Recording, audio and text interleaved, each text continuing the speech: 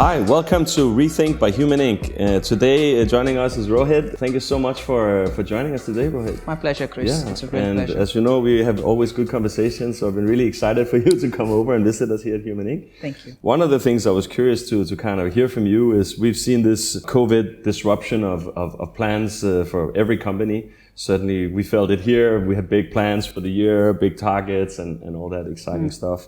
Many companies kind of had their strategy plans disrupted. What are your thoughts on, in this kind of soft market, what can companies do to win? What's the right kind of approach to strategy? Can you just take the old one and cut it down, or what's your take on that? No, I think if we think that strategy is going to work as is when conditions have changed so much, then we are being a bit naive. Right. So things have obviously changed. But I think for me, COVID has taught us three important lessons. The first one is, which I've always believed in, that human beings are unbelievably resilient. We've learned that we can get things done so much faster when we don't have a choice. The second one is, it's a test of all the so-called investments we've made on our business continuity planning, crisis management. All the big organizations have over the year put millions into that. And what this crisis proved is technology works. It was all about people at the end of the day. So many times the same system that had adoption levels of 20%, 30% suddenly reached 100%. And nobody's complaining, saying this doesn't work, that doesn't work. So clearly technology worked. It was our people mindset that was the problem.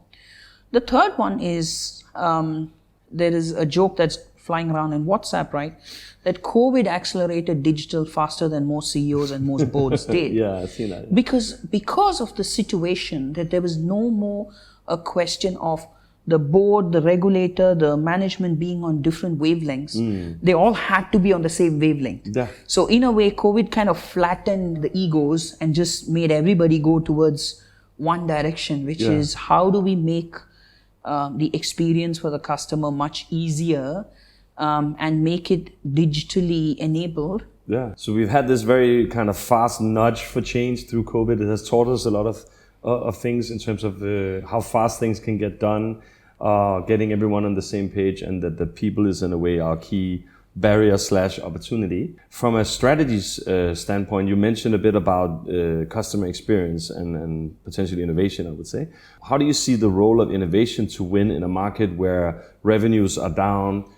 Companies want to kind of defend and protect their cash flow, but they also kind of have to rethink experience because low touch, people want to do digitally, etc. Actually, I have a worry right now, because when I see some of the very traditional minded companies going all on to digital, I feel it's just a classic knee-jerk reaction. For digital to work, there are again three fundamental principles. You need to have a digital culture. What does a digital culture mean? Be ready to fail. I always tell a joke that I can write a book on my failures, and I'll probably struggle to write a chapter on my success. So everybody, when they see awards, actually those are the few things that go into one chapter of my life. The rest are all failures. So digital really requires that culture. The second one with digital is, you really need to give it time. Couldn't agree. You need to give it the space to evolve. With digital, it is never that A is your goalpost. There's no plan B also. In fact, many times I notice we set out to do A, and when I look back, it is nothing like A, B, C, D. It's probably Y or X. So you have to be ready for that. The third one is, with digital, the fundamental mistake we make in insurance or in banking is to expect financial KPIs straight away. What I call, in our line of work, we have two KPIs. We have the lead KPI and the lag KPI. I'm not a big fan of putting in lag KPIs for digital transformations, because they take time to flow through, like anything else. I'll give you an example. In insurance, most companies, our agency businesses have taken anywhere between 13 to 15 years to break even. And that I'm talking about a pretty well-run business. Okay? And for digital, we say, why is it not returning in 3 years? hey, you know what? You've actually spent 13, 15 years for a business and now you're expecting massive returns in 3 years. The discussion should be different, like the Lemonades of the world or the Amazons of the world have done. Am I acquiring the right number of customers? Yeah. Are they staying longer with me? How much more are they buying from me? Yeah. What is the length of the duration of stay they have with me? If that conversation is there, then it's a different engagement, because when that happens, eventually it will flow through the financial KPIs. Yeah. But the lead KPIs become very important. So I think that for me is my biggest concern at this point in time, in this sudden hoo-ha about digital disruption. I really recognize that, and I guess you can say that there's a bit of a need for education amongst both regulators, boards, CEOs, C-suites, and even further down in the organization. A shift in thinking of moving from the old kind of operational innovation, where if we automate this, then in 3 months or 6 months or 9 months we will see this, and we will mainly measure the success of the proof of concept or the pilot project as a monetary one, to actually you need these kind of lead indicators to say, well, do people care about this? Do we acquire new customers? Do they stay? Things like that. So in a way, some softer metrics, at least traditionally seen as softer. I'm also hearing the other part about the need to actually shift your strategy and shift your plans in a more nimble way. And we certainly, I can say from, we're both CEOs, obviously from a smaller firm to a bigger firm, but still the challenge and the pressure is big, right, on people who lead a business. When this kind of crisis comes in, all the plans are out the window. Yeah. And what we saw was, even in terms of frameworks used for strategy, the 3-year plans and all that stuff, you have to actually shift to a much more kind of agile way of doing it. So we found that using Scrum boards and that way of having conversation and thinking much more short-term and much more nimble way around strategy is necessary. Of course, with large organizations, you do need to set some direction, but I wonder if you have seen any shifts there in terms of the need for detail and control versus the need for agility and kind of act, respond, reconsider, look at it again. The whole exercise of strategic planning is to have a compass of where I want to go. Yeah. But how I get there is changed completely. Yeah. Because the market's changing so fast. Yeah. Everybody, like I'll tell you, most of the systems that go live today, most of the IT systems that go live today in insurance, by the time they go live, they're already outdated. Yeah. For sure. So you see all the companies, they went from paper to system, right? Entering. And I'm arguing now, guys, don't spend too much time on data entry systems, because you're going to go voice very soon. Customers don't want to key in stuff. They want to talk to Alexa or OK Google and fill their stuff up. Yeah. So that's going to be the new evolution. So technology is changing so fast. There is no point in us going so deep and doing 2-year and 3-year projects. Perfection is not that valuable. Yeah. Imperfection is the new perfect. So there's both this, that speed matters more than ever. Time to market has been a concept for a long time, but the relevance of it has been increased, and it's almost like do or die, right? And in order for us to be more nimble and agile, we need to shift from having this kind of high level plan to more having the vision and discovering the plan as we execute. And that means we need to do less but do it better and faster, right? And I think a lot of the organizations we're working with are quite uncomfortable with that journey. Yes. And used to having what we, with a naughty word called project diarrhea, which is basically, 99 projects, good luck to IT to roll it out, right?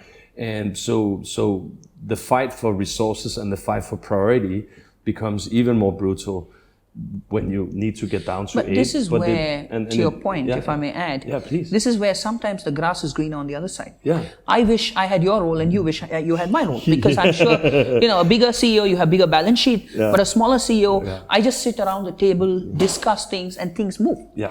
The reason why this happened, this 99 project syndrome happened, is because for too long, projects are being run by IT technology in organizations. Yes. Technology is an enabler. I keep saying business should tell you what they want, not the other way around. Yeah. The second, why does it 99 philosophy? Because our mindset in bigger companies is, if you have a bigger team, you are a bigger manager. Yeah. So, every time team's bigger than yours. Every time you discuss with a program manager, what's the first thing he tells you in an interview? I manage a team of 50 people. I'm like, I care hoods Congrats. about it. I care hoods about it. Tell me about a project. Tell me about the complexity. Tell me, how did you solve it? What impact? What was your time to market? How do you manage stakeholders? What are the risks? Honestly, whether you have one. And one of my favorite things to tell my team is, guys, WhatsApp was valued at $19 billion with 55 employees. Yeah.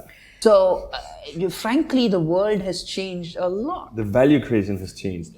In line with that, do you then think that, many roles have been static, like the COO role, CHRO role, and so on, have been more or less static until these changes started emerging, and suddenly everyone's kind of job description started changing. When you're hiring for a new one, it wasn't the old JD that just got pasted again online.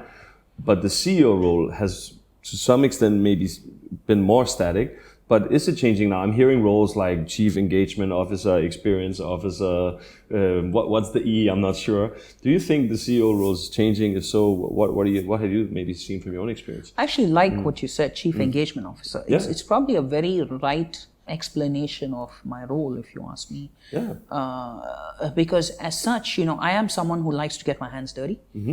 But in the last 3 to 4 years, I barely got my hands dirty because I can't. My job is to show the compass, get the right vision, solve problems, get people driven in the same direction, build the right culture, build the right team. Those are the elements.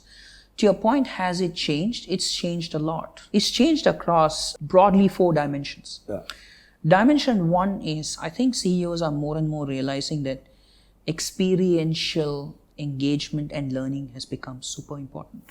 We are seeing in many companies that you actually take calls. I was just seeing today, Tony Fernandez has put on his Instagram where he's actually taking baggage and putting it. You might think it sounds PR. It's not, because if you aren't there, you won't know what pain point they're facing. Exactly. I have taken calls. I have sat in the branch and I realized, oh my God, I can't do this job.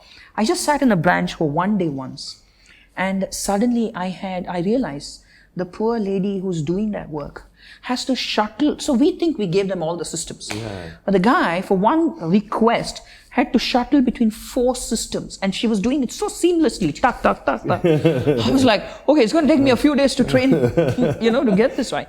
So first is experiential learning, experiential project delivery is one. The second one for the CEO is they have to be the owner of innovation in the organization. Okay. I don't believe in appointing a particular person to drive it. What happened was many years back, nobody did innovation. No. Suddenly people realized, I need to innovate. So who's going to innovate? Okay, I'm going to put all this responsibility on one guy. And add on. And I have donned the role of a Chief Transformation Officer before. It was an ex-com position. I was very happy when I first got it. Yeah, sounds cool, right? Sounds cool. And I say that was my worst 2 years of my life. Because I go to the agency head and I'm telling him, I'm coming up with this really cool system. He doesn't even attend the meeting. He goes his own stuff. He says at the end of the day for my agent, if I pay him the right commission, if I build the right relationship, my business will come. I don't care about his system. When it goes live and his agent makes a noise, he comes and says, I don't like the system, shut it down. And you're like, I don't even know what he needs. How can I be the one to decide what he needs? And then later, when he came and asked me for something and I deployed it, the adoption was boom, full on. Why? Because he had a real need. How can I decide what a sales head wants? How can I decide what HR wants in my organization? So it was the easiest thing for CEOs to do. Okay, I'm going to appoint the school guy, mostly young guy, as a Chief Transformation or Chief Digital Officer. Hey, you know what? He's the fall guy. When after 100 million down in bigger companies, go to the board and say, he screwed up, let's fire him. That's what happens. Good luck to the next one. That's what happens. Exactly. The third element for me, so he has to be the owner of innovation. The third one is CEOs now have become exceptionally risk averse, even more so than before. The regulators are bashing us, saying don't make mistakes. So increased pressure, we see that all the time. Board's bashing us, don't make mistakes. Shareholders are bashing up, don't make mistakes, because there's all kind of fines everywhere around the corner. So it's like management by fear. And then it's such a small industry that you can only jump from company A to company B to company C. So suddenly if you're an insurance CEO, you don't want to have anything bad in your CV because that's your bread and butter. So one of the things I keep saying is if you want to innovate, you have to be ready to be fired. And not everybody is going to go down that route. But as CEOs, you will see that coming in more and more. That friction is real today. It's massive, right? Because if you say that on the one hand, the market need for innovation is higher than any before because of the fast change. Yeah. The expectation from customers for a delightful customer experience is higher than ever before. At the same time, and change and transformation has to be owned by the leader of the company. However, most people who end up in that role has gotten to that role by not making any mistakes. And even when they get there, their own career development in terms of going elsewhere to either another country or another company will be hampered if they make any mistakes. But how can you innovate without making mistakes? Precisely. And that brings me to my fourth point, right? Which is, for me, one of the key skill sets of a new CEO is vulnerability. Yeah. The older definition when I had just joined the industry 20 years back was the CEO knows everything. He's the god, He's the guy who knows where I want to go. He's going to give me all my answers. Actually, I go to many meetings and say, guys, I don't know the answer. Yeah. I really don't know. Let's find out together. Yeah. I know some of them in the room are sitting there saying, hey, is this guy really a CEO? Yeah. But that is the new world. Because if I knew everything, then I'm not a human being, right? Yeah. I am a human being after all. So, and that vulnerability which I keep talking about, which is, hey, you know what? I screwed up. Yeah. And suddenly when I started saying I am at fault, everybody started sharing what did they make a mistake on. And then we started having a failure learning session, which we never have. Normally it's always successes are celebrated. Failures are shameful, so just keep it on the side. People wash their hands at the same. I heard from my friend, she was telling me that they actually have a meeting where they get together to share failures. Yes, exactly. I love that. And I became a CEO at 37. I'm not saying it's a big thing, but the fact is, to become a CEO at 37, I must have done something right. Yeah. But what people don't realize is I have made a big mistake every year. Yeah. So much so that I've had to go to the board several times to say, I screwed up. I'm sorry. I'm sorry. Yeah. But that is life. Yeah. I would rather die trying than wanting. Yeah. So that is something as a CEO today, you have to have that skill set. The old method of hiring a CEO who's the statesman in the company is gone. Yeah. Today you need a little bit of eccentricity. Yeah. But married with a little bit of the fact that you're able to carry everybody along, the engagement part. So as a CEO, you used to be a COO and then became a CEO. How did you experience the difference? Because I'm sure also some of the senior leaders watching this would love to hear from you. Yeah. So I can tell you, I had an executive coach for 8 months when I got the role. Yeah. Before that as well, I had gone through many assessment centers, preparing me. Yeah. But trust me, everything helps, but it doesn't help. Yeah. Because when I got into the role, I realized 40% of my job roughly of a CEO goes into compliance, regulation, managing the regulator, the boards and those kind of topics. And I can tell you, I actually say I enjoy that part of my job. If you asked me 3 years back that I would say this, I would say, are you crazy? That's not something I'm never going to enjoy. Anybody who knows me will say, this guy cannot enjoy that part of the job. I enjoyed it because I got to know different dimensions of how people come from. The regulator and I've had some really good conversations. I've really enjoyed it. I believe I have great relationship with them. Because one thing I realized was, let me change it. Why should I go to the regulator when things go wrong? I'm going to go to the regulator more proactively to tell them this is what I'm going to do. How do we make it happen? And suddenly you will find that they also want you to succeed. It's not that the regulator doesn't want you to succeed. Hooray, I found a mistake and I found a reason why you can't. Exactly. It's like we win together. The same with the boards. But one challenge in this industry, which you and I were talking about earlier, right, is across the world, I hear this from all CEOs, is this concept of independent board directors. I'm a big fan of it, right? I understand why regulators want independent board directors. We need governance. We need that. But there's a fine line between governance and lack of support to business. What do I mean by that? When an independent director is sitting on 10 different boards, 8 different boards, he doesn't want to have a screw up, he or she. That's his career because now. That's his career now. Exactly. And what happens? Anything that is gray, anything exciting. That's slightly questionable, no, don't do it. Or let's analyze it till death. Okay? And that's creating a massive challenge. So everything starts with the customer. Unfortunately, somewhere down the lane, we've forgotten that customer. Human Inc.